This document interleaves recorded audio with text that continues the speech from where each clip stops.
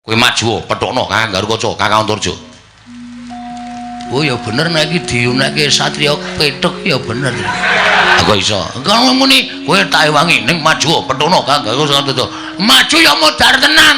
Aja semelang kowe tak uripke. Kowe kok nglek. Nanging sing gedhe pangapuramu ya Dimas, yen to Werkudara ngaturake sembah kelawan Nata Ndarawati, paripaksa sembahe Werkudara ora tak tampa, Dimas Haryasena. Apa aku nandang kleru? Apa aku nandang luput lawan kadangku Ndarawati? Yen to pancen aku nandang kleru dosa apa ing bakal ndak sandang, aku ora bakal selak. Waton kowe bisa nuduhake dosa keluputane Werkudara. Werkudara, apa? satemene si Adi ora nandang luput lawan pun Kakang, nanging jagat iki kabeh padha nekseni ora ana ingkang wajib sinembah dening kadangku Yayi Werkudara. Kejaba mung Sang Mahardika Ingrat ya Sang Ruci Bathara. Lah kok beda karo saban-saban ora kaya dina iki si Adi ngaturke sembah lawan pun Kakang. Mongko kondange aja kok jamak lumrahing kita sewantah. Dewa wae ora ana ingkang wani nampa sembahing Werkudara. Lah kok si Adi ngaturke sembah lawan pun Kakang, mengko gek-gek sawise pun Kakang nampa sembahe Werkudara, ana apa-apa ingkang tak sandhang. Mula supaya kabeh tinemu slamet ora ana swiji apa, sembahe Werkudara ora tak tampa ning pangestune pun Kakang tampanana. Ora sudi. Lho. Dasarmu apa ora nampa sembahing utawa pangestune Nata Ndarawati? Kowe sing tinemu werda ora nampa sembahe sing tinemu mudha. Tangeh lamun wong tuwa menehi pangestu karo bocah nom Dayanana, merga kowe ora nampa sembahe karo sing enom, wis ora sandadak pengestonan, ora sandadak ngaturke sembah bekti. Kowe mateka dhewe, aku mateka dhewe. Werkudara, nggih. yen kaya mengkono tegese wis ilang tabeting pasduluran antaraning si Adi lan pun Kakang. Apan kowe sing marahi ora nampa sembahe Werkudara. Ya wis saiki ngene. Ora ketang sesak rasaku, ora ketang rada tida-tida penggalih pun Kakang nggone nampa sembahing Werkudara. Sembahmu tak tampa kanthi rasa kepeksa, pangestuku tampanana. Wenehna ngono, apan-apan tak jupuke. Kosek to, pangestu kok kapan-kapan dijupuk ki? Pangestu ora bakal bosok, pangestu ora bakal mambu. Kowe nampa sembahe Werkudara, ndak tak mbok perceka. Tur kanthi kepeksa atimu, mula pangestumu tak tampani ya apik. Ora ya ora apa-apa. Wis. Mengko malah kriwikan dadi grojokan geguyon dadi tangisan. Kresna, Wonten paring dawuh tampanan sembahe Werkudara. Werkudara nggone ngaturke sembah lahir batin kok dadak mbok perceka werna-werna. Werkudara, nggih. ya to Yayi ento pancen kaya mengkono sembahmu tak tampa lahir batin pangestuku tampanana. Ndak gegem dadiake jimat.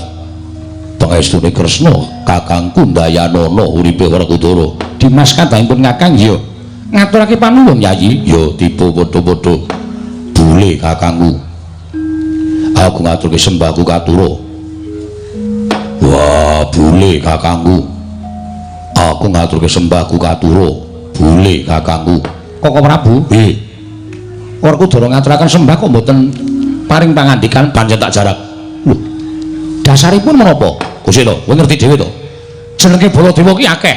Kusuma Waning Pintu Wasi Jaladara Anamka Krasana, Balarama kuwi jenengku kabeh. Lah kok sirikanku disebut sanggon-gon. Kabeh wis padha ngerti ento aku ki bule. Ning mbok ya diucapke ana sanggon-gon. Isin dipirsani para nayaka apa nggawa semene akeh. Mbok ya nyebut Baladewa ya apik, Balarama ya apik. Kok bule iki lho? Werkudara. Nggih. Mbok ya aja bule to. Ngerti to yen kok bule iki sirikaning Koko Prabu Mandura. Lah kok mbok sebut sanggon-nggon. Kabeh padha prisa yen Koko Prabu ki ciri getheke bule. Aja nyebut bule marang Koko Prabu Mandura ning nyebut asmane sak liyane bule. Nek bule iki rak mirang-mirangke to njaluk tulung balen ana ping 1000 wungkas. Werkudara leren kuwi malah bule. Baladewa, Werkudara piye? Yen pancen kowe ora seneng wujud bule, kowe aja nutuh karo Werkudara ning nutuwa karo sing gawe urip. Apa ora kelingan wong urip ing alam padang kuwi dagang tuna andung bathi. Yen tuna sing dibakul yen bathi-bathine sapa sing didum. Wong urip tanpa pawitan, ora njaluk, ora ngemis, mung nglakoni urip paringane sing gawe urip. Mula wujud apa wae tampanen kanthi lega-legawaning ati. Wujud bule tampanana kanthi bungah. Nadyan kowe diparingi cacat tampanana kanthi bungah, merga wis diparingi urip karo sing gawe urip. kena ngapa dadak Gresula yen pancen kowe ora seneng wujud bule kowe aja ndukani karo Werkudara ning kowe gugato ning kayangan kowe gugato karo para dewa gugato karo sing gawe urip wujud bule kok emoh wah yen ngono nggonmu urip saksuwene tekan dina iki atimu Gresula atimu ora ikhlas atimu ora iso nampa tegese nadan kowe tumindak apik kaya ngapa nek uripmu tansah Gresula dosamu tumpuk mati timbun wis malah mejang kaya pendhita mulang kaya guru ya Werkudara tak tampa ngene wujud bule ning aja mbok sebut sanggon-kon ya Yayi aku isin kena ngapa dadak isin wis nyatane wujud bule kok dadak isin gelem aku nyebut bule ora gelem ora caturan ora apa-apa ya wis gelem wah ngono kok dadak kangelan Ngoko Prabu senengane ya merceka rembug kok dadak ya Werkudara sembahmu tak tampa pangestu pun Kakang Tampanono ndak gegem dadekake jimat Koko Prabu sembah kula kunjuk Arjuna tak tampa Koko Prabu Mandura sembah kula katur ya Janaka tak tampa pangestu pun Kakang Tampanono lho pundi nggo jimat paripin dayana ning kasantosan Koko Prabu sembah kula kunjuk Koko Prabu sembah kula kunjuk nek kula sedewa ndak tampa pangestuku Tampanono ya pinten tangsem ndak tampa pangestu ning pun Kakang Tampanono iki kula pundi nggo jimat paripin dayana ning kasantosan menika kula pundi nggo jimat paripin dayana ning kasantosan Koko Prabu mboten langkung kasekecakno anggen jengan dikala enggak iya pinten tangsem kaya wis ora kepenak praptanipun Kakang ing Ndarawati nurut sing amarta Koko Prabu sasampunipun unggah ingkang langkung prayogi keparenga hamba barana ingkang sejati menggah menapa ta sababipun dene darunanipun dene rawuh paduka ingkang boten cecala ingkang saderengipun upami alit utusan gandhek sakembaran agengipun utusan Ayaka bilih kelenggan menika paduka badhe kepareng tedhak wonten ing praja Ngamarta saestu kula diangarakit Rata Kencana kinarya methuk paduka Kanjeng Koko Prabu saha nyawisaken Hermawar kinarya miji ampian paduka Kanjeng Koko Prabu ing Ndarawati Yayi kula wonten timbalan ngadhawuh nadyan nembe kawya sing pangandikan kemawon tersasat sampun tumplak punjen sinundul puyuh manahipun karo ing Ndarawati namung semantena kula suwun kanthi sanget tata upacara ing kaprajan ing mekaten menika kala wau sampun ngantos paduka aturaken dhateng Raka ing Ndarawati krana pendak-pendak kula sowan dhateng negari Ngamarta pangraos kula tanpa beda kula menika sowan utawi wangsul dhateng negari Ndarawati Koko Prabu kasinggihan mekaten malah mangsa kala benjang menawi para Pandhawa wonten wekdaling kepirunggan nedya tetinju dhateng praja Ndarawati kaicalma jigo kelawan pekewuh Durgama sangga runggi Ndarawati karengku kados dene negari Ngamarta Yayi Koko Prabu ngono inggih ngestu padha dawuh paduka Kanjeng Koko Prabu sesemban kula ing mekaten daya-daya kula cumadung dawuh menggah menapa ta wigatosipun dene paduka pareng tedhak wonten praja Ngamarta Yayi malih-malih menapa sawanipun ing Raka Ndarawati wonten negari Ngamarta dinten sak mangke menika ing sepisan tetinju dhateng jiwananing kadang-kadang kula para Pandhawa syukur dene Pandhawa tansah pinayungan kararjaning dat kamurweng dat dene dungkap angka kalih malih-malih menapa sawanipun ing Raka Ndarawati menika estunipun namung badhe nyuwun senjata pitulung tumbak kenceng dhateng kadang-kadang kula para Pandhawa supados padhang lelampahan ingkang sinandhang ingkang Raka Ndarawati Yayi Prabu Darmaji kadang kula ing Ngamarta Koko Prabu Yayi nuwun pangapunten watawis sampun ndungkap tigang candra etang kelengganing dinten sakmangke menika negari Ndarawati kados nampi welaking Jawata negari Ndarawati kados nampi welaking Jawata negari Ndarawati kados nampi pegebluk kathah para kawula njenjing sakit sonten ketiwasan sonten sakit enjing kapralaya mongko sampun boten kirang-kirang ngen kula ngarawuhaken para sewa sugata brahmana miyang para nimbuna supados anambak rengkaning praja parandene katindakan gagar wigarten antuk karya mangsa kala ingkang sampun katetepaken ingkang Raka nglampahi semedi kanthi alampah sarinaritis sesemek ron raja mala bebantal bata sarimbat kawursita sasmitaning Jawata ingkang kula tampi bilih negari Ndarawati saged waluya nirmal temah jati jati temah mulya menawi para Pandhawa ingkang suka sakbiyantu dhateng boten-repotipun ing Raka Ndarawati Yayi nyuwun pangapunten mboten ateges kula menika badhe arep-arep pisan dhateng aturipun Yayi Kresna babar pisan mboten Yayi sanget boten kinten nalika semanten Yai Prabu Ndrawati sowan dhateng Garing Mandura. Dene wigatosipun namung badhe nganti ing Ngraka ing Mandura sowan dhateng Garing Amarta. Wigatosipun supados ing Ngraka minangka dados saksi tama badhe aturipun Yai Kresna ingkang kunjuk paduka Yai Samyaji. Mboten nama kula badhe ngetingalaken labetanipun Yai Kresna babar pisan boten. Namung sampun marambah makaping-kaping. Pendak-pendak Pandhawa menika nampi ribet. Yai Prabu Ndrawati saged ngudari ribet menika kala wau. Pendak-pendak Pandhawa nampi pepeteng Yai Prabu Ndrawati saged paring kepadang. Mila mboten nama mokal antawisipun Ndrawati lan Ngamarta menika kalih kaliyan ngatunggal tiganipun ngemor menika Mandura. Suruh sanget panyuwunipun Ngraka ing Mandura. Yai Prabu sakadang keparenga suka sabiyantu botripotipun kadang kula ing Ndrawati. Koko Prabu kasinggihan mekaten. Ing mekaten Koko Prabu mugi pareng ngambah barana ingkang sejati menggah menapa ngedhakat tindakaken punta sakadang. Punta sakadang boten badhe selak watun paduka Kanjeng Koko Prabu kepareng paring dawuh Koko Prabu Ndrawati. Yayi, wale-wale menapa? Sasmitaning jawab ingkang sampun kula tampi bilih negari Ndrawati saged waluya nirmal temah jati, jati temah mulya. Menawi para Pandhawa paring ngampil wujuding pustaka Jamus Miyang Jimat kelima sada kinarya tumbal wadaling praja Yayi. Pustaka Jamus Miyang Jimat kelima sada kinarya tumbal wadaling praja non mekaten. Kula nuwun sewu Koko Prabu ngemuti bilih pustaka Jamus kelima sada menika panggesanganipun para Pandhawa. Menika mboten namung wujuding pusaka nanging ugi song-song pepayunging para kawula sak negari Ngamarta. Tuwin menika mboten kagunganipun ingkang rayi piyambak nanging Mandhawa lima ingkang ngamengku pustaka Jamus kelima sada. Mula sampun ngantos ingkang rayi menika sinebat nalendra ingkang tilaring tetarosan lan rumiyin kula badhe ananting dhateng kadang kula sekawan cacahipun.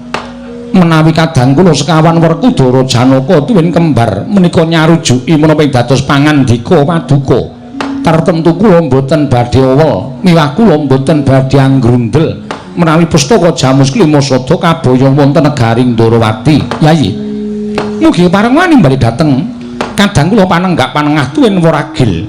Koko Prabu mugi parenga pinarak ingkang langkung sekeca Dara. Nggih. Moro Yayi yen pancen darbi penemu matur kelawan pun Kakang samendang aja ngantun ing karembit mbarep kakangku. Werkudara piye? Ngelingi yen to Kresna kuwi dadi pujangganing Pandhawa. Kresna kuwi dadi suwing para Pandhawa. Pandhawa iso kaya ngene kahanane merga panggula wendahing Kresna kakangku. Pendak-pendak Pandhawa nampa pepeteng Kresna ora bakal keri mesti melu madhangake para Pandhawa. Semono uga yen Pandhawa nampa ribet Kresna ora bakal keri mesti bakal tetulung sarta sabiyantu marang para Pandhawa. Mula tumrap Werkudara Pandhawa ora bakal bisa tumangkar budine, Pandhawa ora bakal bisa tumangkar uripe tanpa panggula wendahing Kresna kakangku. Mula aja nganti awel pustaka Jamus kelima sada paringna marang Kresna kakangku dadi sarana nambak rengkaning projing Ndrawati. Koko Prabu mboten marep barba pisang dhateng pangendhanipun Kakang Mas Jodipati. Nanging menapa dipun ngendikaken dening Kakang Mas Jodipati menika kepara saestu tuwin nyata. Kula sampun ngantos sinengga sak mangke Pandhawa mboten tumut-tumut angudari weteng wonten garing Ndrawati keparenga pustaka Jamus Miyang Jimat kelima sada kaparingna dhateng Koko Prabu Ndrawati tumunten dados sarana birat penandangipun para kawula sak projing Ndrawati. Koko Prabu Koko Prabu nadyan ingkang rayipun kula semanten ugi kula mboten badhe selak menapa dados dawuh paduka badhe kula candhi nggo jimat jumbo kan ngendikanipun Kakang Mas Werkudara tuwin Kakang Mas Panengah. Koko Prabu Sadewa wonten dawuh Koko Prabu kepiye Yayi monggo penemuning Syadi ingkang tinemu Waragil mara gage matur marang pun Kakang nok ngestaken dawuh menawi kepan kula badhe majengake kula ngabiyantara ndak pasrahake marang sira Yayi Sedewa tinebena ing ladoni dumawahing tawang tuwang. Koko Prabu menawi paduka Kanjeng Koko Prabu ndangu dhateng ing rayipun Waragil Sedewa Upaminipun Kakang Mas Werkudara, upaminipun Kakang Mas Arjuna tuwin Kakang Mas Nekula menika nggadhahi pemanggih ingkang sami hanjunjung dhateng derajatipun Koko Prabu Ndarawati menika sampun sakmestinipun jernyatanipun Koko Prabu Ndarawati menika minangka dados pujangganing praja ing Ngamarta miwah pujangganing para Pandhawa. Mila menawi pangandhikanipun Kakang Mas Panenggak Panengah tuwin Kakang Mas Nekula kados mekaten menika mboten nama lepat menika saestu leres namung nuwun sewu. Wonten madyaning perembagan menika Sedewa dipun keparengaken munjuk atursa paduka Kanjeng Koko Prabu Ngamarta. Wonten lepat atur kula diagung pangeksami menawi kula radi benten pemanggihipun kan kadang-kadang kula sedayanipun. Sedewa jroning pirembugan mesti ana bedaning penemu. Mara Gagiyayi yen pancen siadi darbi penemu matur marang pun Kakang nun ngestaken dawuh. Ing sepisan ngamuti bilih pustaka Jamus Miang Jimat Lima Sada menika mboten kenging pisah kaliyan para Pandhawa. Dening ngangka kalih Koko Prabu sampun maring dawuh bilih pustaka Jamus Lima Sada menika kula nuwun sewu menika mboten namung panggesanganipun para Pandhawa nanging menika ugi panggesanganipun kawula sak negari Ngamarta. Menawi kawula negari Ngamarta menika koncatan pustaka Jamus Miang Jimat Lima Sada ateges sakmangke badhe nungsang puyang gudel bingung gesangipun para kawula. Semanten ugi para Pandhawa menawi ngantos koncatan pustaka Jamus Miang Jimat Lima Sada badhe apes jayanipun para Pandhawa pepes bayu kang tapis mila Pandhawa mboten kenging pisah kaliyan pustaka Jamus Lima Sada menika krana menawi pisah kaliyan pusaka menika sinten tiyangipun ingkang mboten remen kaliyan para Pandhawa badhe angel mijet wae ngranti suwe banyu sinaring menawi damel cintrakanipun para Pandhawa. Koko Prabu sanget sanget panyuwunipun ngraki ragil bilih sakmangke kula aturi aniti priksa langkung rumiyin. Kula aturi nimbang-nimbang kula aturi anglejah perkawis menika.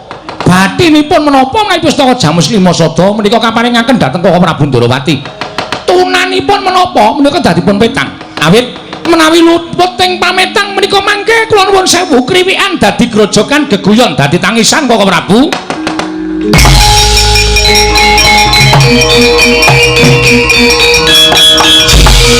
Jagat Dewa Batri jagat pangestu Ndara. Ilah dal. Sedewa iki wonten dawuh Koko Prabu. Lah kok dadi kaya mengkono panyakara bawamu tumrapun Kakang. Ora usah mbadak mbok tuding, mbok balang liring wae Kresna wis krasa. Yen to kaya mengkono ucapmu kang kaya mengkono mau mestine kowe ndakwa kelawan pun Kakang yen to pun Kakang kuwi trubusaning satru telik Mangindrajala. Ingkang bakal gawe cintrakaning para Pandhawa ya ngono apa piye? Kula mapunten kula mboten matur kados mekaten. Lho, kowe ora kandha kaya mangkono ning Kyai Prabu Ndarawati iki panjalmaning Wisnu. Wonge wicaksana, ngerti marang kahanan, ngerti marang batine wong liya. Ora usah dadak mbok tutup-tutup wis Dewa. Kowe ndakwa yen to Kyai Prabu Ndarawati iki panjalmaning mungsuh ingkang bakal gawe ringking para Pandhawa ya ngono apa piye? Nyuwun mapunten mboten ngaten. Wah, Dewa, wonten dawuh yen kowe wani karo Kresna, wani karo Baladewa sakaremu. Ning apa kira-kira kowe bakal mancahi rembuge Werkudara? Kakang Mas, peranganipun Pandhawa menika ing kula ajrih piyambak namung kaliyan paduka Kakang Mas Panenggak. Mila menapa ing dados dawuhipun Kakang Mas Panenggak menika badhe kula estokaken. Bagus, yen ngono kowe adiku tenan. Lho nggih. Mula yen kowe ngaku adine Werkudara dina iki rasa gokehan cangkem. Wah, rasa kakian gunem sing tanpa guna. Kowe manuta karo dulur-dulurmu tuwa. Pustaka Jamus Lima Sada men diboyong karo Kresna kakangku. Nyuwun mapunten. Pirembagan menika antawisipun Pandhawa gangsal Koko Prabu Ngamarta, Kakang Mas Panenggak Panengah, tuwin Kakang Mas Nekula ingkang ragil piyambak kula. Menawi wonten salah setunggalipun peranganing Pandhawa ingkang boten sarujuk tartemtu pusaka boten badhe bidal wonten pundi-pundi mila kula nuwun sewu atur kula ingkang mengatur menika kala wau mugi dados penggalian. Pandhawa gangsal ingkang boten cocok tuwin boten mathuk tuwin boten gathuk pustaka kaboyong dening Koko Prabu Ndarawati namung kula. Mula dinten sakmangke Koko Prabu Ngamarta kula aturi menggalih dhateng menapa ingkang dipun dados aturipun ingkang raying Bumira tamu pun Sedewa. Sakmangke nggih menawi Koko Prabu menika kula nuwun sewu kula mboten dakwa. Malah piyambakipun sampun kraos. Piyambakipun sampun kraos bilih kula atur kula menika lerekipun namung badhe nyubriyani dhateng Koko Prabu Ndarawati gandeng sampun tinarbuka sedayanipun malah samangke kula bikake mawon. Koko Prabu kula nuwun mapunten. Sampun ngantos pitados kaliyan tiyang ingkang caket kalian panjenengan krana jaman sakmangke menika sedulur saged dados mengsah saged dados sedulur ruang saged tegel kalian rencangipun piyambak krana kabetanipun ingkang andhesak wekasan dados tumindak ingkang boten sakmestinipun kok Prabu Sediwa kula kemarin ngadhawuh Koko Prabu Ndarawati kuwi kadangku sepuh kowe kelingan yen Koko Prabu Ndarawati kuwi dadi pujangganing para Pandhawa. Inggih, kula mangertos. Kowe kudune krasa sira kudune ngrumangsani. Tanpa panggulawenthahing Koko Prabu Ndarawati mestine Pandhawa ora bakal kaya mengkene. Kula nuwun sewu pamanggih ngaten menika lepat. Pamanggih ngaten menika lepat. Mboten krana Koko Prabu Ndarawati nanging sedaya menika ugi pambudidayanipun Koko Prabu Ngamarta, Kakang Mas Panenggak, Kakang Mas Panengah, Kakang Mas Nepula tuwin ingkang rahipun Sediwa. Sampun gumampil nyebat bilih Pandhawa ora ana apa-apane tanpa nata Ndarawati. Kula nuwun sewu. Kakang Mas Werkudara menika ugi babat-babat negari Ngamarta. Kakang Mas Arjuna menika ugi nggulawentah dhateng negari Ngamarta. Mila kula nuwun sewu. Ingkang dados kewajibanipun nata Ndarawati menika namung nggulawentah ing babagan migatosaken dhateng tingkah lampahipun para Pandhawa. Menika kewajibanipun. Dados perkawis mukti negari Ngamarta menika mboten wonten gandeng cenengipun ngenali Ndarawati. Inggih menika Koko Prabu Sri Bathara Kresna. He, Sediwa. Wonten dawuh. Weh lah. Lah kok malancang ucapmu? Kowe malah ndawuh sing ora menyang Prabu Ndarawati. Ming perkara pustaka Jamus Lima Sada disuwun ngambil. Disuwun ngambil ning negara ing Ndarawati mengko yen negara Ndarawati katon tentrem, pusaka bakal dikondorake. Sediwa, aku ora duwe niat apa-apa. Nyuwun ngapunten, kula mboten cubriya. Namung sedaya menika kedadipun petang. Menawi sampun kelajeng dipun pasrahaken pustaka Jamus Lima Sada, tumunten sakmangke wonten bab-bab lelampahan ingkang satemah damel gelanipun para Pandhawa, sinten ing badhe kacucuh? Mboten wonten. Awit saya sampun nyarujuki dipun boyong dening Paduka Kanjeng Prabu Ndarawati. Kula trima malih. Kula nyuwun ngapunten lho, kula menika mboten ndawuh dhateng sinten-sinten, namung kula kepengin upamiya Koko Prabu Ndarawati menika ngersakaken pustaka Jamus Lima Sada, mbok inggiya Pandhawa gangsal menika kaboyong wonten negari Ndarawati menika malah mboten menapa-menapa. Ning nek ming pusaka tok, kula menika mboten ikhlas. Kula mboten ikhlas. Dewa, wonten dawuh. Muni ya pisan Kas. Ora ikhlas. Inggih. Wah, ora pisan, ora pindho. Adi sing ngeyel dhewe kok ming sing ragil. Kowe iki kembar karo Nekula, kudune padha penemu, padha apa-apane. Kakangmu Nekula wis sarujuk. Teko kowe ngoceh kaya bedet sewu nebo pategalan. Ndrawili omong ambi kowe grojogan. Yen ngono kowe arep wani karo kadangmu tuwa. Mboten, Mas. Kula mboten ajrih. Utawi kula mboten badhe wantun kaliyan panjenengan. Yen pancen ora wani, kowe matura yen to sarujuk pustaka Jamus Lima Sada diboyong ning Ndarawati. Matura. Inggih. Matur dhateng sinten? Wah, karo Mbarep. Inggih. Matura, Ndang. Mumpung durung aku nesu tenan. Yen aku nesu tenan aja kelakon sak candhak lak banting ilang-ilangan dong siji. Kose, aja kesusu, se. Wah, lah kok arti banting iki piye? Iki adimu lho Werkudara. Ya ben, ora urusan karo adiku. Ora bakal nyawang kuwi adi apa sedulur yen ora cocok karo Werkudara. Wajib tak singkirake. Ayo tak matura. Inggih, matur kados pundi? Mbarep kakangku. Aku salah sarujuk pustaka Jamus Lima Sada diboyong ning Ndarawati. Inggih, Koko Prabu, nyuwun ngapunten. Kula mboten sarujuk menawi pusaka kaboyong wonten negari Ndarawati. Muni piye kuwi mau? Inggih. Kula mboten sarujuk menawi pustaka kaboyong wonten negari Ndarawati. Ora sarujuk. Nyuwun ngapunten kula mboten mathok, Kang Mas. Werkudara. Oh. Dimas kudune ora kaya mengkono. Ngelingono yen to Nekula Sediwa kuwi kadange awake dhewe beda ibu. Mestine Dimas kudu iso ngayomi. Ayo ngono pancen bocahe. Mas Tuti dawuh kadang tuwa tak ayomi. Ning gandeng bocahe wis ora gugu karo gunemane wong gerang. Gunane apa? Wah, wis ora ana gunane aku ngayomi karo Sediwa. Teko si Adi Mentala nundung kalawan Adi Muragil. Ya men. Dimas yen ngono mengko Pandhawa gari papat. Golek tambah siji. Sapa Yayi? Saentuke. Wah, sing baku ganep 5. Werkudara, apa? Mestine ora kaya mengkono. Lah kok dadi ki malah kriwikan dadi grojokan geguyon dadi tangisan. Mung perkara Yai Prabu Ndarawati kepengin mboyong pustaka Jamus Lima Sada nganti si Adi Mentala nundung lawan Adi Muragil. Tandha bukti yen aku kuwi banget ngene bekti karo Kresna kakangku. Kala wektu dina iki ora sambok gagas Sedewa minggat yo met bali ning kasatriyan yo wis ben. Wah, sing baku wis ora ana pepalang. Nggone bareng kakangku maringake pustaka Jamus Lima Sada. Perkara Sedewa aku ing bakal nanggung. Ya wis pancen kaya ngono ya sakarepmu. Wah, wis tak tanggunge. Werkudara, Apa? wani tumindak kudu wani ngrampungi perkarane. Bubar pasewakan iki lak golekane bocah ora gelem bali lak tutukane sirahe. Iya Dimas. Wah, kejem tenan Werkudara. Lah wong ora gelem bali kok ditutuki sirahe. Ya ben, nek ora ngono ndak ora do manut karo Werkudara. Lah itu menen sak mangke kula nyadong dawuh timbalipun Paduka Yai Prabu. Koko Prabu gandeng adeng para kadang anggenipun masraken pustaka Jamus Lima Sada. Tumunten dinten sak mangke pusaka kula aturi nampi. Kula aturi amboyong wonten negaring Ndarawati kinarya ngusadani Projeng Dwaraka. Aduh matur nuwun Yayi, sanget ngaturaken panuwun ingkang nampa pepindhan. Mekaten kula tumunten badhe nampi wujuding pusaka. Lan kula nyuwun pamit Koko Prabu. Piye? Koko Prabu kendel wonten mriki sawetawis. Mangke menawi negari Ndarawati sampun ketingal padhang, kula ngunduraken pusaka sinambi amethuk paduka Kanjeng Koko Prabu. Oh ngono. Inggih. Yo, aku manut. Atur Yai. Menika mboten pangling kedadak suwanipun Petruk kaliyan Bagong wonten ing abyantaranipun ingkang rayi Ngamarta. Ila jagat Dewa Bathara. Wah.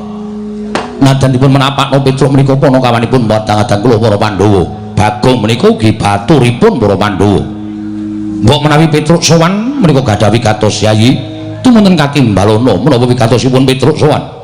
Koko Prabu lenggah ingkang langkung prayogi Non ngestaken dawuh. Panakawan Petruk padha kanthi harja sak praptanira panakawan ning ngarsaning ingsun. Nunamit pasang Kalimantabe tinebene wiladene Dumawaing Nawang Tuwang Sinuwun. Linepatna ing Tulamanu. Mlewon lepat atur kula diagung pangaksami jar kula menika namung batur, kula menika namung panakawan. Kiranging unggah-ungguh kiranging tata susila kula nyuwun gunging samudra pangaksami. Iya panakawan. Ora dadi ngopo nggih padha rarja sak praptanira tansah pinangan ing kawidadaning ring sambika sawanipun ingkang adipun Petruk kepareng kula ngaturaken sembah sumung keping pangabekti kula kunjuk sandhapa pada paduka Gusti kula Sanata Prabu Puntadewa ing negari Ngamarta. Panakawan Petruk ndak tampa pangestuku tampanana kapundhingga jimat paripindayana ing kasantosan paring maestunipun Sinuwun Prabu Darma Kusuma amawahana kabagyaning gesang kula. Iya Petruk prayoga nunggonmu sowan nggih sampun boten kirang prayogi Sinuwun. Panakawan Bagong padha kanthi harja sak praptanira. Nunamit pasang Kalimantabe tinebena ing iladune Dumawaing Tawang Tuwang Sinuwun. Ngemuti bilih kula menika namung batur, kula menika namung panakawan, mila kiranging tata krami, kiranging unggah-ungguh diagung pangaksami. Iya, kok padha karo Petruk. Niki latihan sareng-sareng Sinuwun. Iya. Kemareng kula ngaturaken sembah sumungkem ing pangabekti kunjuk sandhapa pada paduka Gusti kula Sanata Prabu Puntadewa. Duh, sekerupku tiba to. Nggawa apa maklunting ki mau. Sak-sakane werna-werna. Iya Bagong pangestuku tampanana.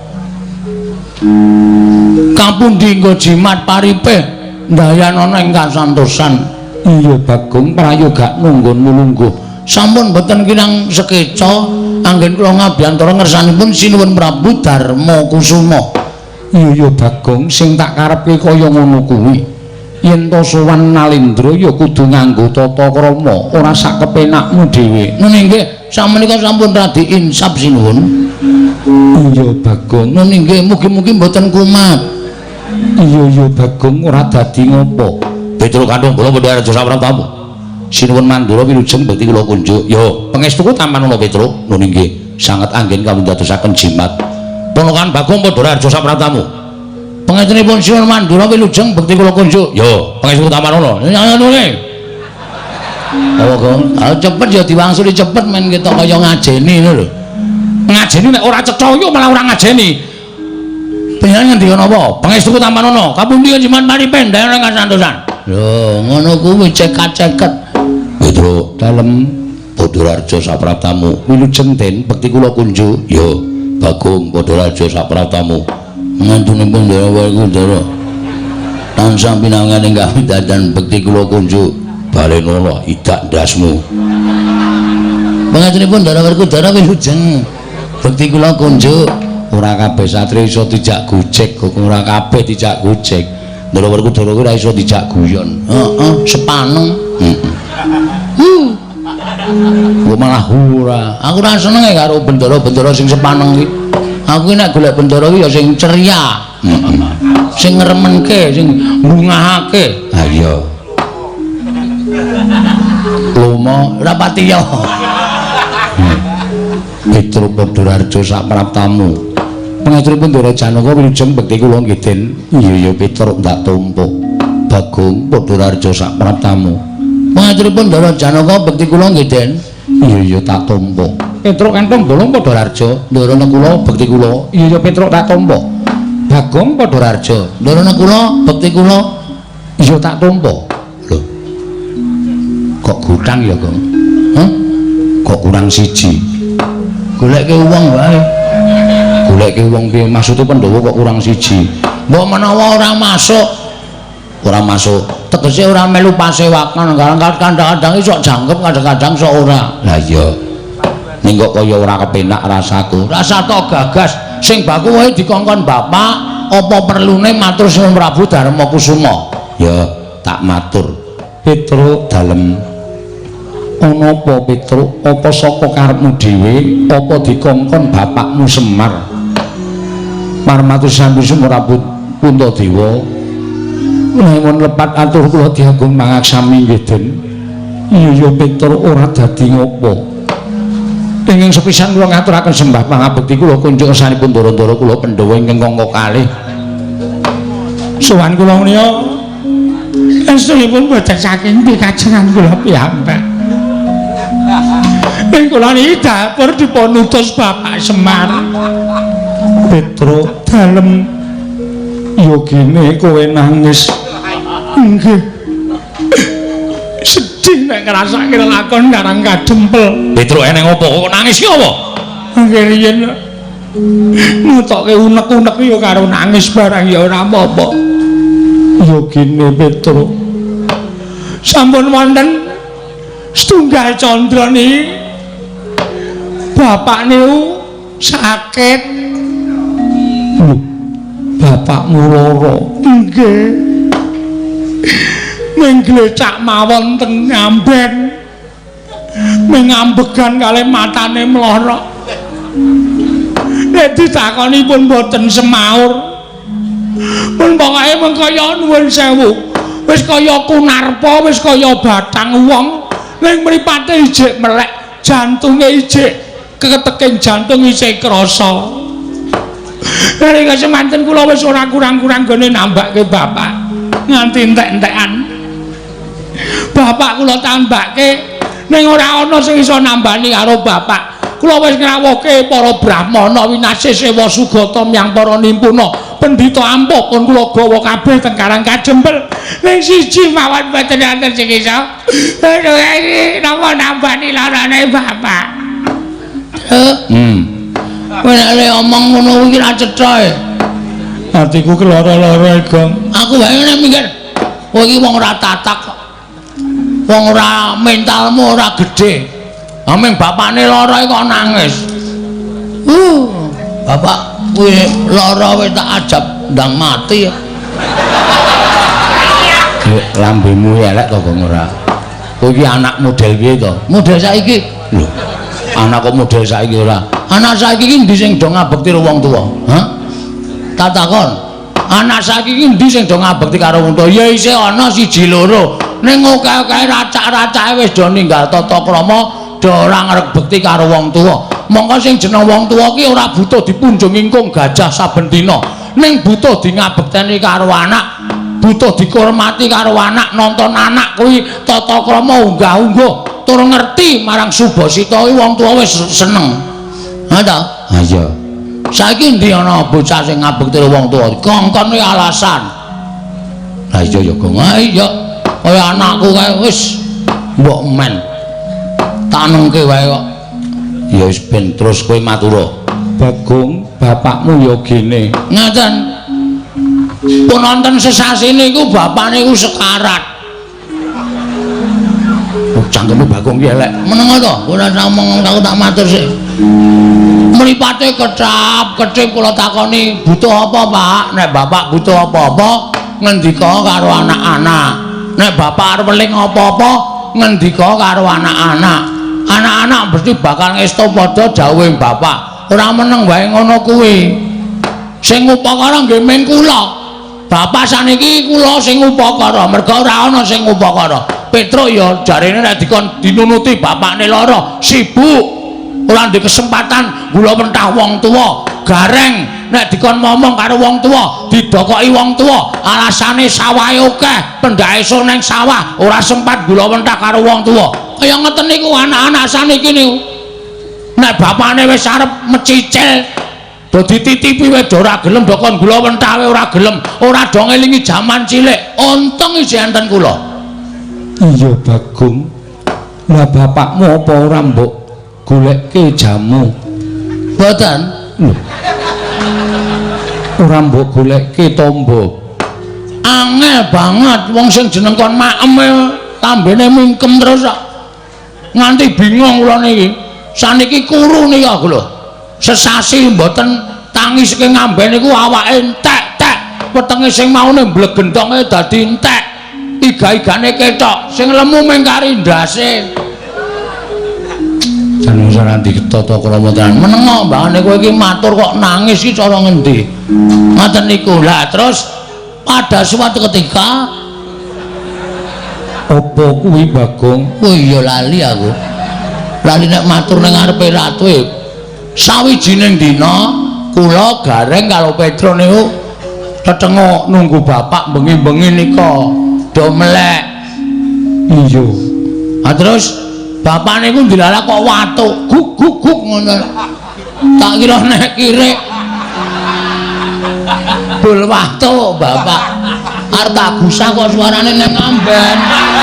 Wah ya wis genane. Bapak watu, ngopo Pak Mimi apa piye? Terus kula jukuke wedang putih kangge sedotan nika kula jejelke teng mulute bapak terus disedot. Bareng niku kok njaluk udut. Niku jam 2. Jam 2 bengi. Nggih. Terus watu terus dawuh kali kula kali Petro kali Gareng. Kira-kira anakku sing gelem tak kongkon sapa ya? Ngono ngoten niku. Terus kula maju aku, Pak. Aku anakmu sing ragil. Konen ngopo Pak? Men bapak mari aku manut. Aku tak kon nyemplung segara wae aku sago Pak. Demi bapak. Wonten niku mboten wonten anake loro sik jenenge Gareng karo Petro niku masrahke tenaga nggo bantu bapakne ra gelem ming do ting cemimi nika. Terus bapak ngenten iki ya wis sing tak tuding Petro karo Bagong. Mangkato ning negara Ngamarta. Iya. Terus lah ngopo Pak nek negara Ngamarta? Kowe nek kepengin bapakmu isih urip, pengen bapakmu ki lestari, le momong karo kowe, pengen bapakmu ki lono urip ana ing jagat, kowe sowana Sinten Prabu Puntadewa, Pandhawa 5 aturana rawuh mrene ning gawa pusaka.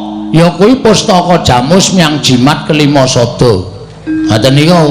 Nah, sowan kula mriki saniwun Sinten Prabu Darma Kusuma menika wonten suka lilaning penggalih ngemuti bila sampun marang Mbah makaping-kaping bapak mriku mbantu dhateng para Pandhawa momong dhateng para Pandhawa wiwit kuncung nganti gelung wiwit jabang nganti claprang Pandhawa mboten pisah kaliyan bapak nek nganti bapak mung kepengin butuhke Pandhawa 5 cacahe rawuh teng Karang Kadempel sinambi mundi pustaka Jamus Myang Jimat kelima sada ora kelakon.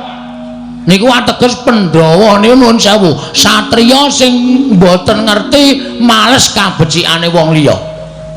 Mula terus terang nek kula sowan mriki Pandhawa mboten rawuh teng Karang Kadempel kula wis mengajukan surat pengunduran diri. Pengunduran diri minangka apa Bagong? Minangka abdi negara Ngamarta.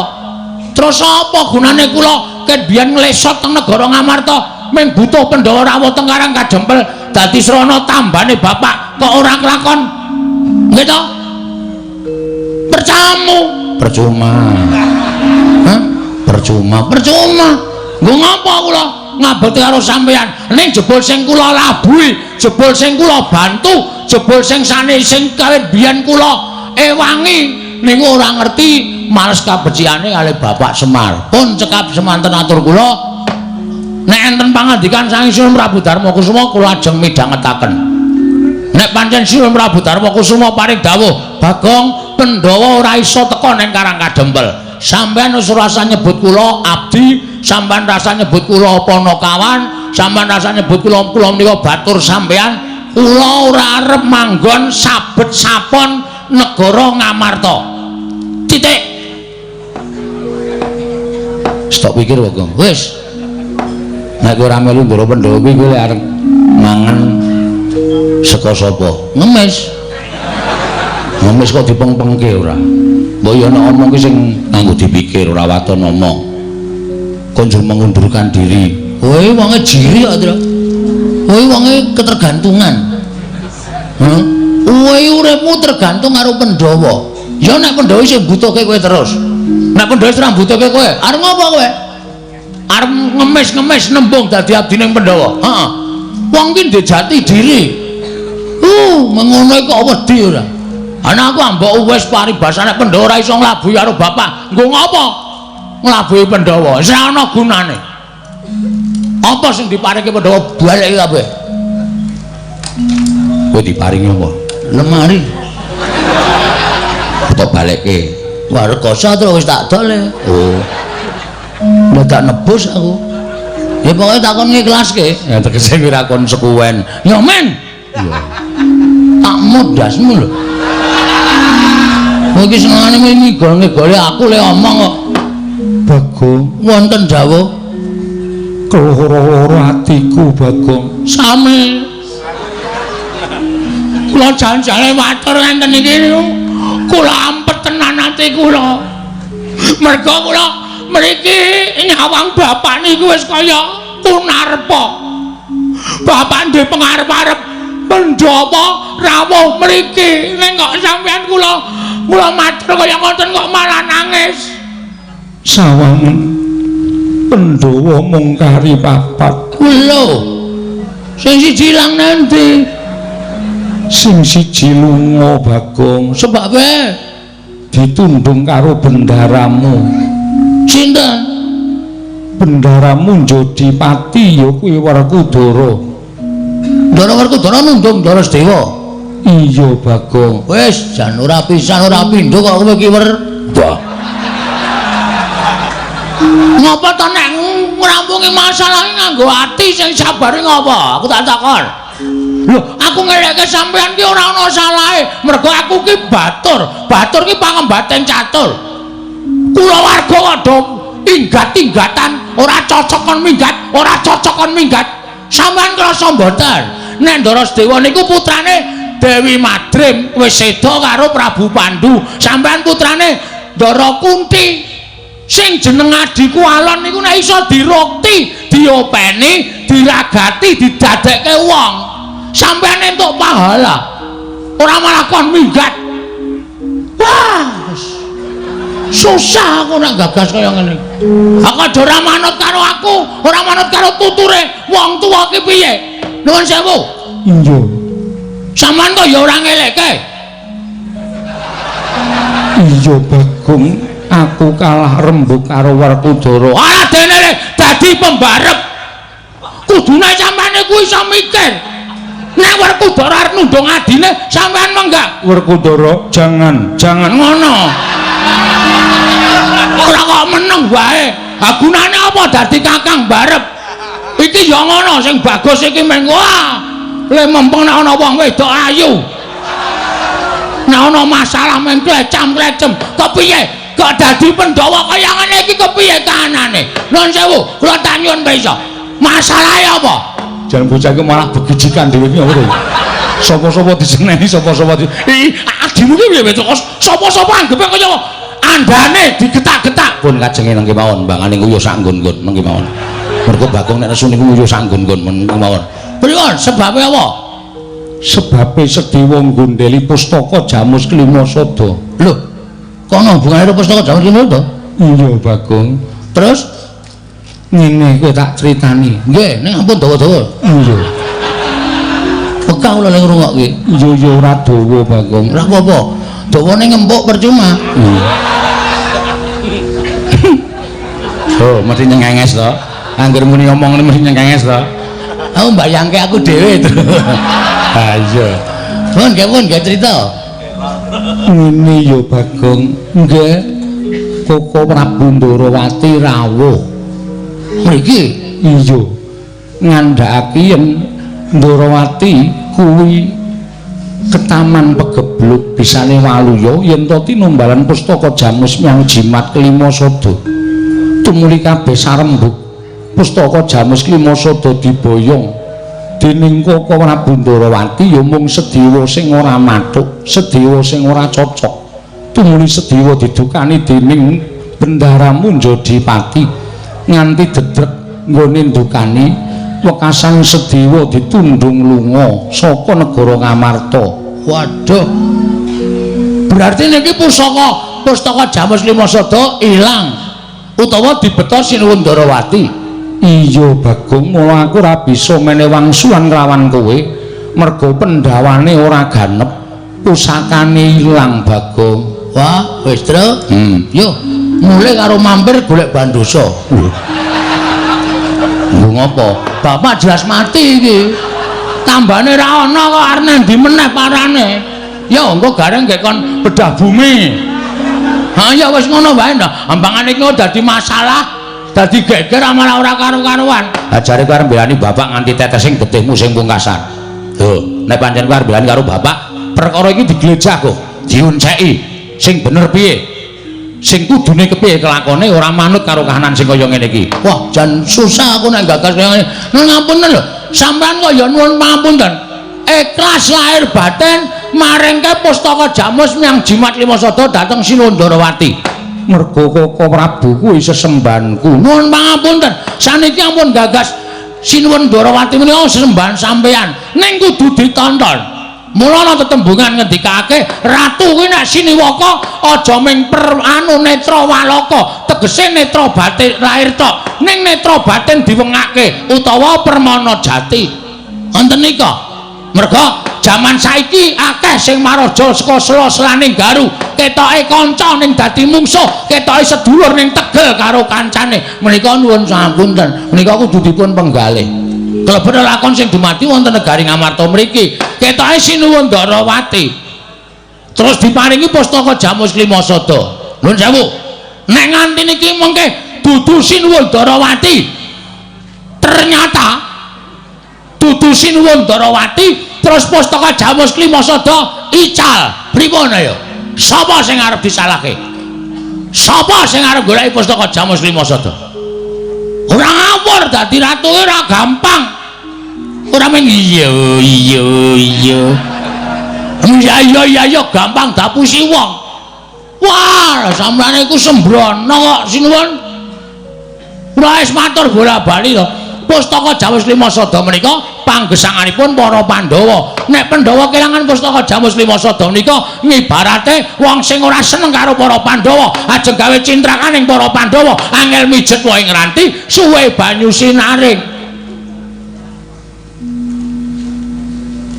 Tatur walik.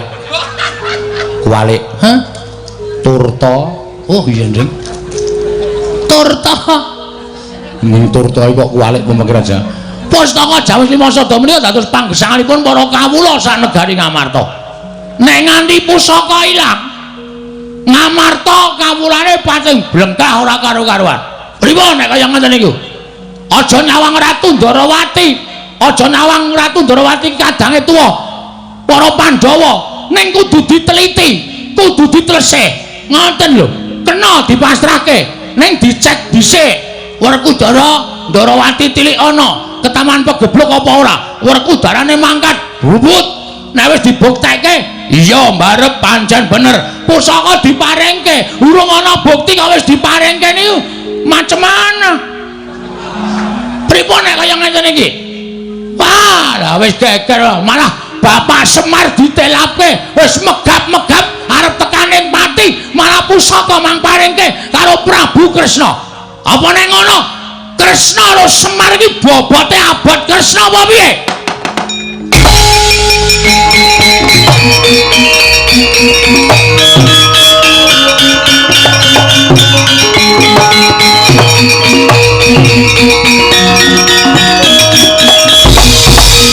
manus maning jajaran iblis lanat buku karepe dhewe Bagong Bagong nah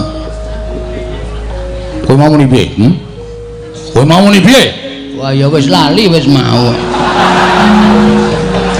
kowe muni yen to Yai Prabu Ndrawati ki panjalmaning mungsuh malah kowe ndak mo yen to Yai Prabu Darmakusuma kuwi keluputan gedhe mergo maringake pustaka Jamus Lima Sada marang Yai Prabu Ndrawati dasarmu apa kok tak takon dasar kula gampang mawon sinuwun mergo jaman saniki niku angel wong dipercaya ngoten kedung jero iso dijajaki ning atine menungsa sapa sing ngerti ho modal ora kowe ora iso omongan kowe padake oh kulino orasi demo padake ora yen ngono kowe ngarani Prabu Ndrawati kuwi panjalmaning musuh mboten ngarani mboten muni lho kula mboten muni nek Kresna niku mangsa mboten nek kula wis mesti Kresna menika mungsuh ateges kula ngarani nek Prabu Kresna niku panjalmaning musuh kula mung nuwun sewu ngemutaken dan Sunan Prabu Darmakusuma supaya luwih teliti babagan pustaka Jamus Lima Sada mergo bapak kula niku ya ajeng mati mergo nek ora tambani pustaka Jamus Lima Sada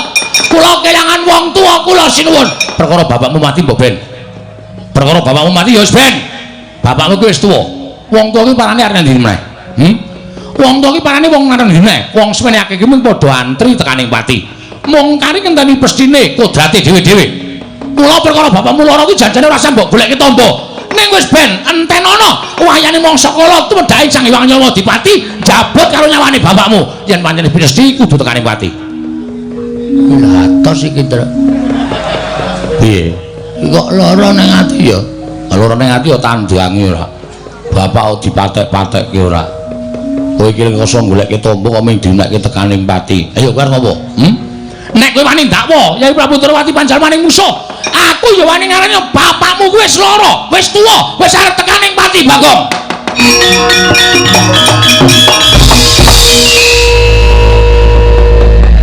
aja watoni somu wis lho bol lho bol piye jenengmu sapa Baladewa tundang bol ora gelem kon ngundang apa kon ngundang apa lara ati ta undang ta undang ngono kuwi ora ati ora sah lara ati ora atinan kowe nek ngrumangsani suaramu ngunekke bapakku wis wancine tekaning pati wis wancine dadi wong tuwa ming antri modar kuwi ning atiku ya lara nek omong nganggo aturan kowe ora sampe nae dhewe lho kowe wani karo Baladewa aja kok kowe bapakmu aku ora wedi ora ngerti Bagong nek nesu kok kowe kowe nyembranani aku kowe ngunekke bapakku arep modar bapakku antri tekaning pati anggepmu apa wong mati ki ora perkara tuwa bluluk kae tiba enom kae ya iso modar iso tiba sik mangane kambil nganggo pikiran kowe rumangsane akeh sing wong umur 100 kliwat isih urip meger-meger ning ana sing wong kaya kowe dadi ratu muring-muring terus teksek modar ya ana wis dantepi ya Gong dantepi rasa wedi men sisan wae ngopo ratu kaya ngene kok digonggongke sak penake dhewe lho yen ngono kowe wani karo Baladewa weh lah kowe iki lho ngerti Bagong kok Bagong ki tau munggah ning kayangan ngobrak-abrik kayangan dewa bubar kabeh wedi karo aku ha lakone Bagong gugat kuwi karang aku dhewe aku bengi iki sik kon bangun gedung kesenian apa ora pecah sirahe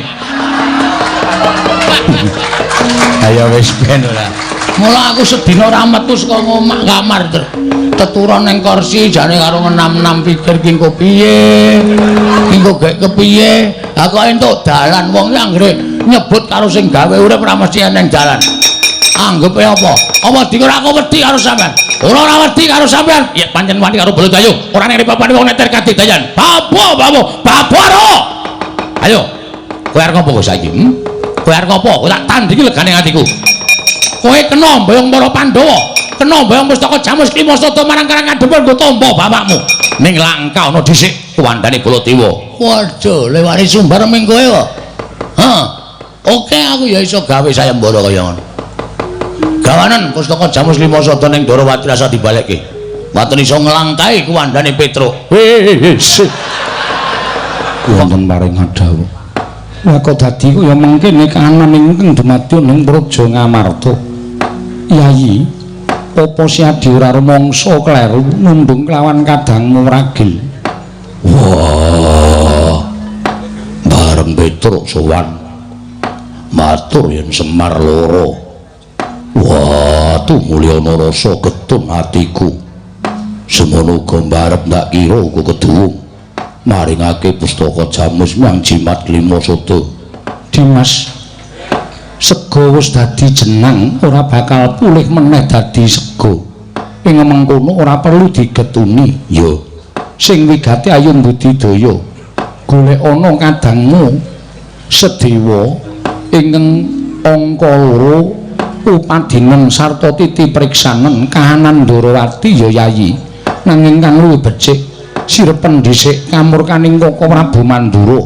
apa dene Petruk lan Bagong nggone wis padha geseh penemu yo barep kakangku ngestoke dawuh Arjuna wonten maring adhawu Budarna kang padha seba jeneng ingsun kundur ngedatun kula nuk-nuk marmadal pasilan sing ati-ati aja kaya bocah cilik Yayi Arjuna kaya wis ora ana dawuh maneh Dimas purna gatining maranggilan sanata sakundur ngedatun jeluk saking gambaran menawa napit gambaran gading kadheraken sangganing Promban Cedi manggung ketanggung Joko Paloro ingkang sami ngambil upacaraning keprabon gawe setengah saking Mandra tindaknya Sri Naranata katinon saking Mandrawa kaya gumebyar candrane Sri Naranata wau aku ora bakal nganggo hitung-hitungan yen to kuwi nata Ndarawati sejati nanging tata carane nggone nyuwun ngambil ora kaya mengkono nyengsarake marang sedulur nom ya kuwi Raden Sedewa ya wis sakarepmu mak cilik kersane Bapak Begawan Dewa Kusuma kaya ngono aku mengkari manut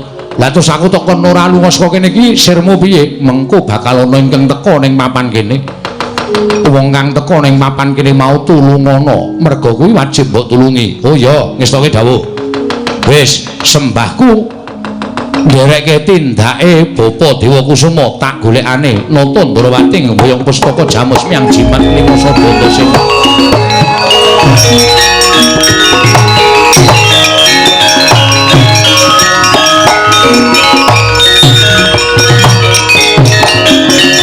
Sinuwun Mandura ki nek perang kuwi ora ditandangi dhewe ning mesti ngandhake karo wong liya lho kae Patih Pragoto joget-joget nggawa glugu golek awake dhewe malah ora mung Patih Pragoto sajahe Sinuwun Mandura wis ngendikake bab sing ora bener tegese kuntul dikandhake dandang dikandhake kuntul maksude piye kuwi tata upacara kata-katamu ki kowe dandang kandhake kuntul kuwi kedadian saknyatane dienggak-enggokke men dheweke ketok bener dheweke ketok apik wong liya ketok elek kuwi tegese pawarta sing saknyatane ora dikandhake sing sak benere ning dienggokke nganggo kalimat utawa ukara-ukara sing rumangsane dhek iki wong paling apik dhewe wekasan sing dikandhani mbelani rodheke ketitik ora ming Patih Pragoto tak sawang Ndara Karukaca Ndara Antarja barang padha ting brubut goleki awake dhewe yo mulih yo Kang yo mulai engko nek Semar Modar bapak wis dawuh karo awake dhewe nek nganti awake dhewe engko melu mati nang kene malah ngrekoso uripe yo mulai yo wis rasa dadak piye-piye mulai matur karo bapak Pak aku ora sida mboyong para Pandhawa di pustaka Jamus Klimasada merga pustaka Jamus Klimasada diasta Sinuwun Ndarawati jarene negara Ndarawati ana pegebluk ngono wae ora bapak mikir dhewe bapak tumandang karya oke ayo kita berangkat yo yo Gong wedoke le mati kok luwih cepet awake dhewe mangane Semar. Masa Mino to. weh sapa iki Tru? Lho, sapa iki to? Ndara Antasena kok awake dicat ireng barang aleman. Ora ajar modar kowe. Nek cara ngene dhewe pancen Ndara Antasena iki nuwun sewu nganggo gelung. Lho, rada ndangak persis Ndara Werkudara kene iki nganggo kuku. Iki ora, iki gagrak kene Ndara Antasena kaya ngene iki. Waduh. Gleleng gondrong barang. Melu pang po? Pang apa? Panguwit. Ha iya. Wong apa kok kowe terus wedi? Ha iki mesti sajae wis dikongkon Ndara Baladewa. Atakonane ya? Ya, Wilujeng Gus. slamet. Kowe do ngopo ya mlayu-mlayu? Ora ngerti kok dhek, Tru. Ha iya. Ngomong apa ngapusi? Ngomong jujur, aja ngapusi. Aku soalnya kulino ngapusi. Wis ora iso. Ku saiki kudu jujur. Oh iya. Menika ngaten Raden. Ya.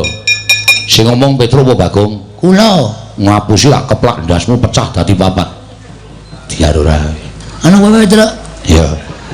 Soalnya cangkem kuwi kulino ngapusi. Ngono ora sadar tiba-tiba ngapusi mah dadi papat sirahku. Ora apa-apa wis omong sak tenane. Ajeng nyuwun mergi Ndara. Lho, njaluk dalan nggo ngopo? Ajeng wangsul. Saka ngendi?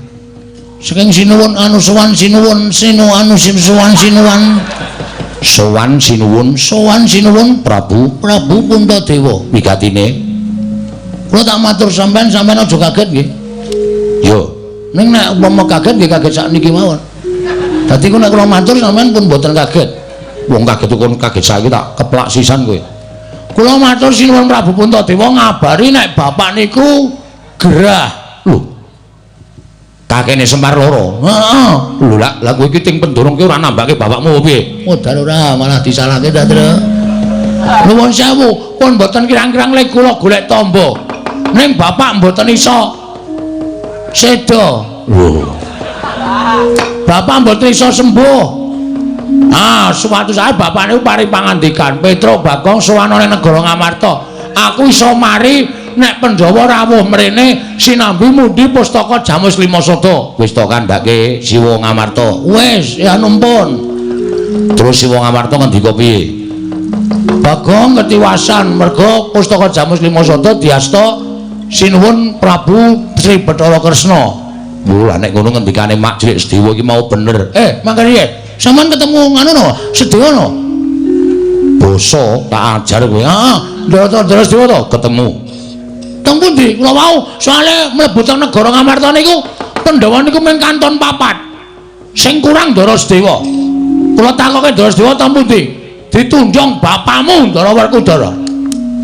Bener, Mak Cilik ya kandha kaya ngono. Terus saniki Wis tindak. lho. Lunga teng pundi?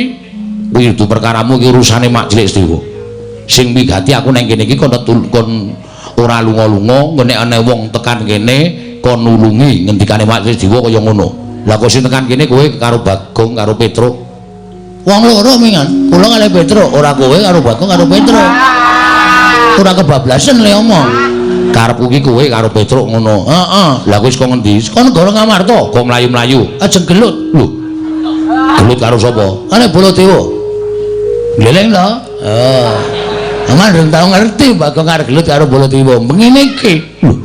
Wani karo Siwa Mandura. Lho, sing diwedani apane? Lho kok mlayu? Ha nek kok ngandhake kanca kerubutan kok. Ngandhake sapa? Ngandhake Prate Pragota. Terus kamasmu Ndara Gatotkaca, Ndara Antarja goleki kalih kula. Niku wis diwolak-walikke karo Ndara Baladewa. Mesti kula dianggap salah, kula dianggap wong kleru. Mula Ndara Gatotkaca sing janjane kalih kula sayang goleki kalih kula, miter-miter teng gegana. Ndara Antarja yang goleki kalih kula. Oh nek ngono pancen lumusi ngendikane Mak Cilik Sedewa. Aku kudu bantu karo kowe. Bantu napa? Wedi? Ora. Persi mawon iki soalnya ajeng bangun gedung kesenian. Ora. Ora bantu karo kowe iki tak bantu kekuatan. Kekuatan apa? Kowe rasa mlayu. Terus Nek pancen wong salah kudu digawe salah. Nek pancen wong bener kowe kudu wedi. Kuwi wajibe wong urip nang alam padang. nggih. Monggo kowe tantang-tantangan karo Pak Di Baladewa kuwi perkarane kono mbelani Kresna. Kula mbelani bapak. Bapak niku wis rekoso lho, Den. Bapak niku saka uripe ming dinggo para Pandhawa. Aku ming perkara Pandhawa kon rawone karang kadempele kok dikalake karo Sinuwandarawati sing kawulane kena pegeblok. Apa kira-kira abot Kresna mbangane Semar? Terus Baladewa nesu, "Panus maning jalanan cukup maning bawono. Bagong, menungso ya diapunmu. Kowe wani karo Baladewa." Kula dunake ngono, muntap kula. Kula terus melu ngadeg metenteng. Wah, kowe kuwi. Heeh, anu iya. Anu nggih. Ngono kuwi. Terus metu njaba. Nah, ora dadi. Ha iya. Sing ra dadi perange lho. Heeh. Metu njaba kaya metu njaba bareng wis bingung lho kula anduk. Gong, ora ning iki ning nggone wong liya lho. Nyatane ngono. Aku ndara karo Kacandara Antarja do ngewangi. Ora jiwa satria. Ndak dirambati anu jangkrik. Satria dirambati jangkrik. Ya matur nuwun, Gong. Heeh. Terus lajeng ngewangi pripun? Kowe rasah mlayu nang kene. Terus Kakang Garukaca Kakang Antarja adepono. oke, siap. Carane Kowe tak ewangi. le ngewangi Kowe maju pethokno Kakang Garukaca Kakang Antarja. oh ya bener nek iki diunake satriya petuk ya bener. Kok iso? Kalau muni kowe tak ewangi ning maju pethokno Kakang Garukaca Antarja. Maju ya modar tenan. Aja semelang, kowe tak uripke. Kowe kok gleleng. Metu power bank lho. Ora ning aku iso nguripke wong mati.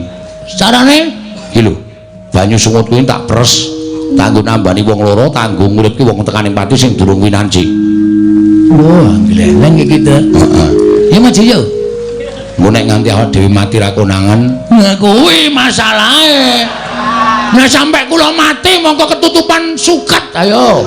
Samane nambani pripun? Ora sembrono nyawa nggo dolanan. ngene wae. Supaya kowe ora iso tekaning pati, sing kira-kira arep maju mungsuh Kakang Garukaca Kakang Antarja sapa? Oh Pak Kutro. Manut. Nek Petruk sing tak labuhi Petruk, nek Bagong sing tak labuhi Bagong. Ngene wae, Tru. Nggih. Kowe gandenge bola-bali dadi rol. Heeh. Sementara iki aku ya, Tru.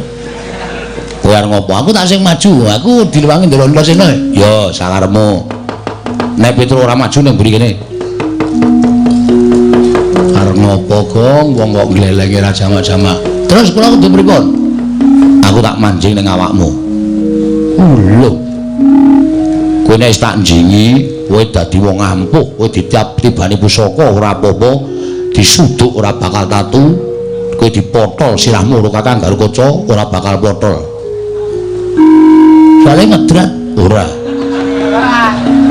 Ora bakal potol. Oh siap, siap. Terus carane? Mlebu ning awakmu. Oke. Metu pundi? Niki napa? Pripun? Moh ababmu mambu. Kenapa niki? Niki cilik ning elastis.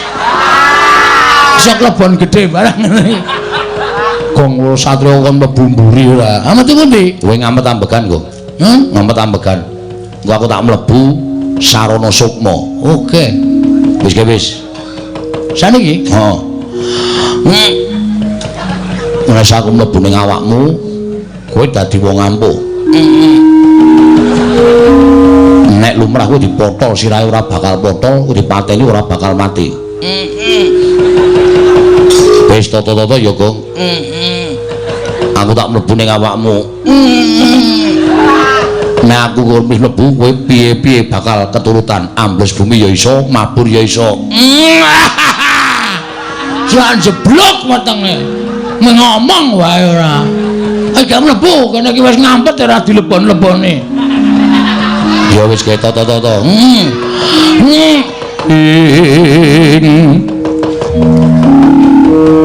Kang samar pamoring sukma sinukmaya winahya ing sepi sumimpen telenging kalbu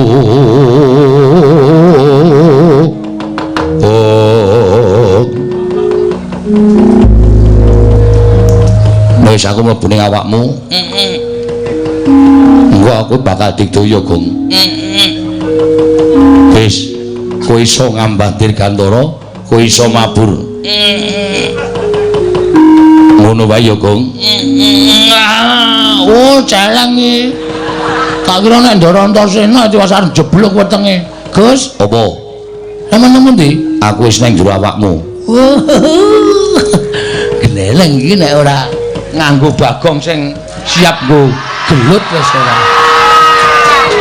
Wah, kaya nganggo training abang barang. Siap pokoke. Ah iya. Sampeyan nang jero awakku lho. Oh, Sampeyan wis nganu cetha mbantu kula. wis biar ngopo-ngopo iso keturutan.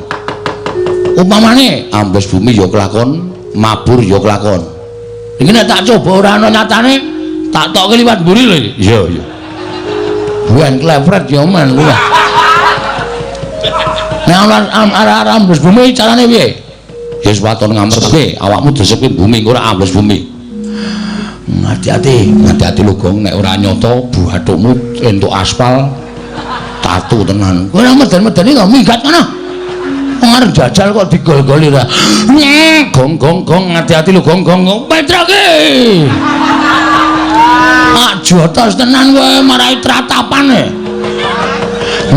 Wis tak niati tenan. Ya, Wah. piye Gong kahanane? Peteng. Meneng jeron bumi. Heeh. Waduh, sarean Netro. Natap grobok aku. Iya.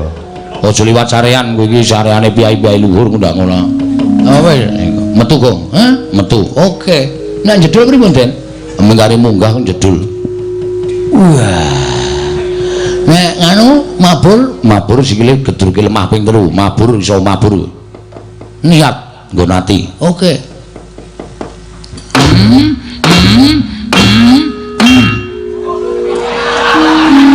Kuwi papat. Mula cah sekolah. Kon sekolah kaya ra jamak-jamak. Tulung ngitungke terus. Ya, Aku nek hitungan ora tau mlebu e. ya. Ya, coba 1, 2, 3. Niat atine. Mabur. Wah. Wah, dan gleleng ta. Mengke genti kula nggih, Den. Ya engko gampang. Wah, rasa Petro rasa ndak gleleng kae nyolongan e wong. Wah. Kaya balon itu ending. Heeh. Wedian. Golek kamar mandi sing ra ono gendenge. Ha sapa ngerti entuk kanu gerah ya. Wah.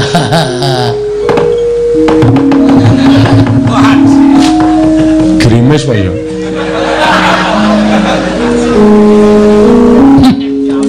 Wo wedhus iki. Padake kloset ora.